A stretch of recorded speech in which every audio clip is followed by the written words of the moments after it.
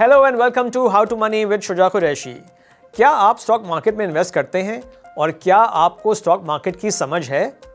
मेरा एक दावा है और वो ये कि जो आम लोग स्टॉक्स में पैसा लगाते हैं उनमें से 90% या शायद उससे भी ज़्यादा को स्टॉक मार्केट की समझ है ही नहीं। लेकिन ऐसे लोगों का अपने बारे में ख्याल होता है कि उनको स्टॉक्स की बहुत समझ है, बल्कि कुछ तो अपने आप को एक्सपर्ट्स ख्याल करते हैं, जबकि वो किसी के कहने पर या कहीं से सुनकर स्टॉक्स खरीदते हैं क्योंकि उनको बताया जाता है कि स्टॉक प्राइस बढ़ जाएगी और बस ये कहना ही काफ़ी होता है और स्टॉक खरीद लिया जाता है। बहुत कम लोग ये पूछते हैं कि प्राइस क्यों बढ़ जाएगी।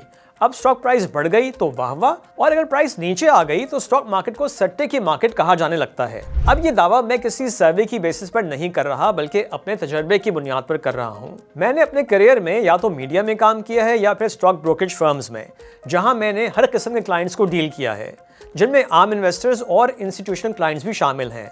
और इसी तजर्बे की बुनियाद पर मैंने ये दावा किया है। शायद आप में से चंद ने इस बात पर गौर किया होगा कि मैंने शुरू में पैसा लगाने के अल्फाज इस्तेमाल किए, ना कि पैसा इन्वेस्ट करने के। अब इसमें क्या फ़र्क है? मेरे हिसाब से इसमें ज़मीन आसमान का फ़र्क है। इन्वेस्टमेंट प्रॉपर नॉलेज के साथ लॉन्ग टर्म के लिए की जाती है, जबकि पैसा लगाया जाता है किसी से सुन के, और मकसद शॉर्ट टर्म ट्रेड होता है कि स्टॉक प्राइस थोड़ा सा बढ़ेगी और हम स्टॉक बेचकर जल्दी से पैसा कमा लेंगे, यानी stock trading versus stock investing. लेकिन स्टॉक ट्रेडर्स ज़्यादातर पैसा लूज करते हैं क्योंकि जब मार्केट्स में वोलेटाइल फ्लक्चुएशंस होती हैं तो स्टॉक प्राइस वक्ती तौर पर नीचे आने लगती है और वो घबराकर स्टॉक्स बेच देते हैं। पिछले 1.5-2 साल के अरसे में पाकिस्तान स्टॉक एक्सचेंज की तेजी ने बहुत से लोगों को अपनी तरफ मुतवज्जा कर लिया है और सोशल मीडिया पर तो स्टॉक एक्सपर्ट्स की लाइन लग गई है और कितने ही लोग स्टॉक्स पर वीडियोस बनाकर अपलोड कर रहे हैं। इनमें से कुछ वीडियोस तो 1-1 घंटे की होती हैं। आम लोगों को स्टॉक्स पर एजुकेट करना अच्छी चीज़ है और इसकी ज़रूरत भी है। ताहम जब तक लोगों को स्टॉक्स की बुनियादी समझ बूझ नहीं होगी, वो स्टॉक ट्रेडर्स ही रहेंगे और ज़्यादातर पैसा लूज करेंगे। अब यहाँ मैं एक और दावा करूंगा, और वो ये कि अगर खुले जहन के साथ स्टॉक्स को समझने का इरादा हो तो स्टॉक्स में इन्वेस्टमेंट को समझने के लिए 1-1 घंटे की वीडियोस के बजाय सिर्फ एक जुमला ही काफ़ी है। लेकिन पहले जो स्टॉक्स की कॉमन डेफिनेशंस हैं उन पर नजर डाल लेते हैं। अगर आप व्हाट आर स्टॉक्स गूगल करें तो कुछ इस किस्म की डेफिनेशन सामने आती हैं। Stocks, also known as shares और equities, represent partial ownership in a company, यानी स्टॉक्स को शेयर्स या इक्विटीज भी कहते हैं और ये एक कंपनी के कुछ हिस्से को ओन करना होता है। समझ में आया? अगर तो आपको ये कॉमन डेफिनेशन समझ में आ गई है तो बहुत अच्छी बात है और आई होप कि आप इसके मुताबिक ही स्टॉक्स में इन्वेस्टमेंट करते हों और कामयाब भी हों। ताहम मैं स्टॉक्स को ज़रा मुख्तलिफ तरीके से एक्सप्लेन करता हूँ। हम में से बहुत से नौकरी पेशा लोगों की ये ख्वाहिश होती है कि वो भी कोई कारोबार करें, बिजनेस करें, क्योंकि वो ये देखते हैं कि बिजनेस करने वाले फाइनेंशियली स्ट्रांग यानी पैसे वाले होते हैं। लेकिन ऐसे लोग अपनी ख्वाहिश पर अमल नहीं कर पाते क्योंकि बिजनेस स्टार्ट करने के लिए बहुत से पैसे चाहिए होते हैं जो उनके पास नहीं होते। यहाँ एक ऑप्शन और भी होता है, वो ये कि अगर आपके पास अपना बिजनेस स्टार्ट करने के लिए पैसे नहीं हैं तो आप किसी और कामयाब बिजनेस में थोड़ा हिस्सा डालकर उसके बिजनेस पार्टनर बन जाएं, और यही वो अपॉर्चुनिटी है जो स्टॉक मार्केट आपको देती है।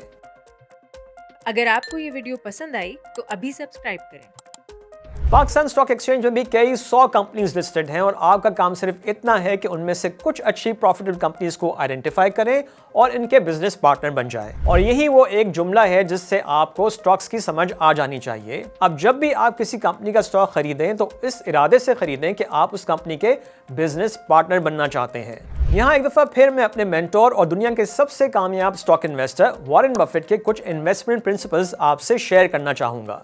So let's check them out. Warren Buffett के की इन्वेस्टमेंट प्रिंसिपल्स में सबसे पहले है अंडरस्टैंड द बिजनेस। जैसा कि मैंने वीडियो के शुरू में कहा था कि अक्सर लोग बिजनेस करना चाहते हैं तो ये कहना तो आसान होता है, लेकिन कोई भी बिजनेस स्टार्ट करने से पहले पूरा एक प्लान बनाना होता है। बगैर प्लान के, बगैर रिसर्च के और ये जाने बगैर कि बिजनेस पैसा कैसे बनाएगा, क्या चैलेंजेस होंगे, क्या थ्रेट्स होंगी, क्या अपॉर्चुनिटीज़ होंगी, इन सब बातों को जाने बगैर और इसके लिए प्लान किए बगैर बिजनेस की कामयाबी मुमकिन नहीं हो सकती।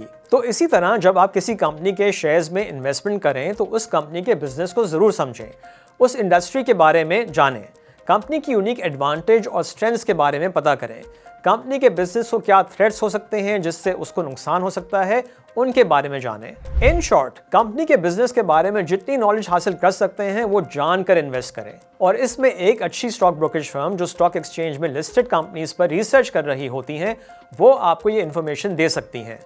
लिहाजा आप स्टॉक मार्केट में इन्वेस्टमेंट के लिए किसी अच्छी ब्रोकरेज फर्म में अकाउंट खोलें। ये भी अब आसान हो गया है।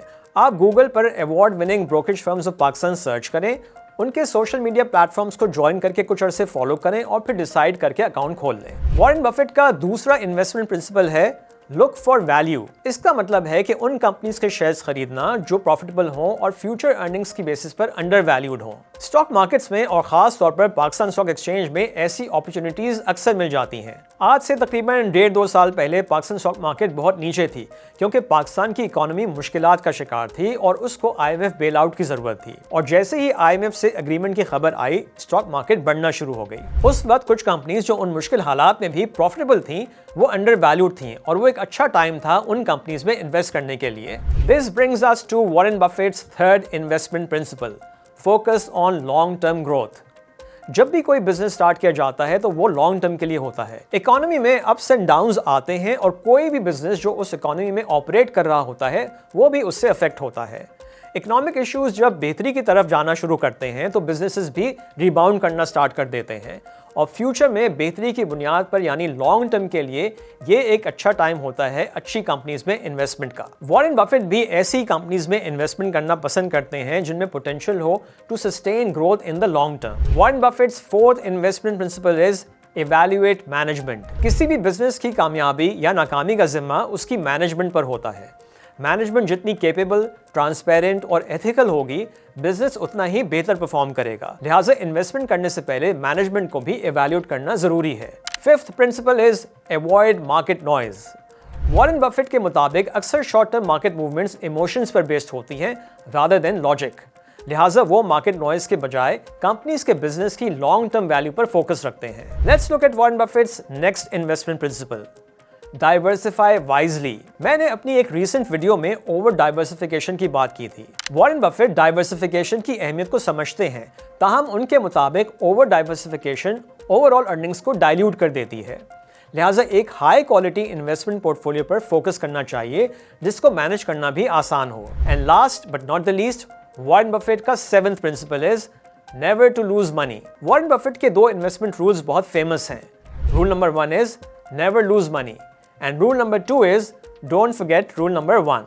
अब ये रूल्स बहुत रियलिस्टिक नहीं हैं और वॉरेन बफेट ने भी अपनी इन्वेस्टमेंट्स पर नुकसान किया है, लेकिन ओवरऑल वो दुनिया के कामयाब तरीन इन्वेस्टर हैं। इन रूल्स का मकसद सिर्फ ये है कि इन्वेस्टमेंट करने से पहले पूरी तहकीक कर ली जाए और एक इन्फॉर्म्ड डिसीजन लिया जाए। सो आई होप कि आप भी स्टॉक्स में इन्वेस्टमेंट करते हुए इन प्रिंसिपल्स पर अमल करेंगे, क्योंकि ये सिर्फ इन्वेस्टमेंट नहीं होगी बल्कि बिजनेस पार्टनरशिप होगी। Until next time, take care. Khuda Hafiz.